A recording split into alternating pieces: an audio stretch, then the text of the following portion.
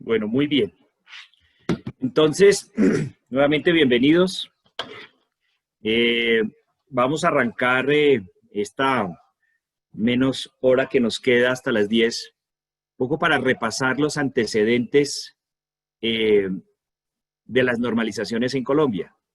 Básicamente es fundamental entender estos antecedentes porque muchos de los contribuyentes tienen dudas relativas a cuándo normalizó, qué normalizó y bajo qué ley normalizó para efectos de su futura defensa ante una investigación tributaria por parte de la DIAN. Vamos a repasar términos muy simples para que aquellos que no están familiarizados y que nos acompañan hoy en este webinar entiendan qué es una normalización.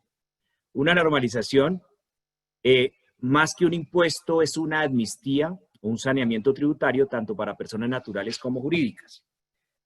¿Qué permite una normalización?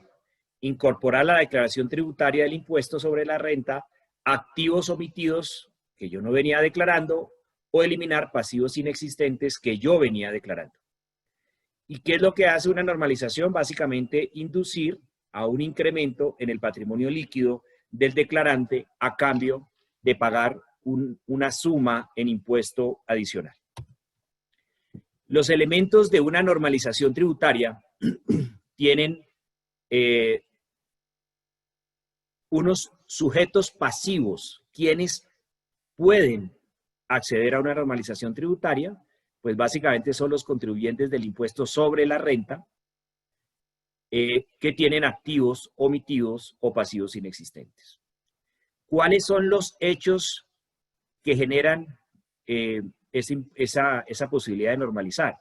El hecho generador primero es la posesión de activos que no hayan sido incluidos en las declaraciones tributarias, existiendo la obligación legal de incluirlos. Y un segundo hecho generador es la inclusión de pasivos inexistentes en las declaraciones tributarias sin los correspondientes soportes formales y sustanciales. Otro elemento de la normalización tributaria va muy dirigido a la base gravable, que más adelante vamos a desarrollar, digamos, este elemento en la última normalización de 2020, y es el valor patrimonial de los activos omitidos o los pasivos inexistentes. Y un elemento muy importante para tomar la decisión si me normalizo o no, es que no genera renta líquida gravable ni renta por comparación patrimonial en los años anteriores al de normalización. Esta línea en el tiempo que ustedes ven la hemos denominado nosotros primera fase de normalización. La primera fase de normalización inició en Colombia con la reforma tributaria del año 2014, que permitía normalizar estos activos o legalizar esos pasivos inexistentes en el año 2015, 16 y 17. Que es importantísimo, porque lo vamos a desarrollar en el transcurso de mi presentación. En esa reforma tributaria del año 2014 no había una definición en nuestra normatividad de lo que se considera hoy un activo subyacente. Entonces, en esos momentos, los contribuyentes tenían la posibilidad de normalizar a su valor nominal, su valor patrimonial o su costo de adquisición. Esto es fundamental porque muchos contribuyentes, cuando hablamos de sociedades o entidades del exterior, terminaron normalizando o no normalizando, sino legalizando sus inversiones de 10,000, 50,000 o 100,000 dólares en sociedades extranjeras. En esta línea del tiempo también queremos resaltar que en la reforma tributaria del año 2016 no hablan de normalizaciones, pero introducen un régimen especial que es en el régimen de las empresas controladas del exterior. Y esto es fundamental porque aquellas personas que tomaron la decisión de normalizar o legalizar sus inversiones en el exterior a través de sociedades extranjeras, Si dichas sociedades extranjeras empezaron a generar rentas durante esos ejercicios siguientes al año 2017, esas rentas deben incorporarse en las declaraciones de renta de los beneficiarios finales o de los socios de esas sociedades, y más adelante lo vamos a desarrollar. Entonces, al final del año 2017, los contribuyentes fueron una primera tanda de normalización realmente efectiva, porque el año 15 y 16 no fue muy gloriosa para efectos de recaudo tributario, y en el año 17 una gran mayoría de contribuyentes tomaron esa decisión. Después, ¿qué pasa en la línea del tiempo? Continúa el régimen de las empresas controladas del exterior para uno tener que tributar sobre los activos subyacentes que generan rentas pasivas, pero nace la ley de financiamiento en el año 2018 que crea la normalización de activos y legalización de pasivos inexistentes en el año 2019 y trae unas definiciones importantes. O sea, por primera vez se habla del concepto de activo subyacente. Es muy importante entender que solamente hasta ese momento empezamos a hablar de activos subyacentes. ¿Qué novedades también trae? Que se incorpora un concepto de repatriación, que si yo recojo esos capitales que están en el exterior y los traigo para Colombia, mi base sobre la cual calculo el impuesto se reduce al 50%, y eso es muy beneficioso para muchas personas, y me permitía esa ley de financiamiento la posibilidad de sanear a valor comercial los activos. El sanear a valor comercial los activos es si yo ya tenía un activo declarado en años anteriores y quería subirlo a un valor comercial, también me permitía, no por el mundo de la omisión de activos, sino saneamiento de su valor, poder ingresar esos valores como normalización para el saneamiento del valor de esos activos. Todos tienen claro que la ley de financiamiento se cae el año pasado. No obstante, en el año 2019 muchísimas personas en Colombia se normalizaron. Los datos de la DIAN es que superaron más del billón de pesos en normalización.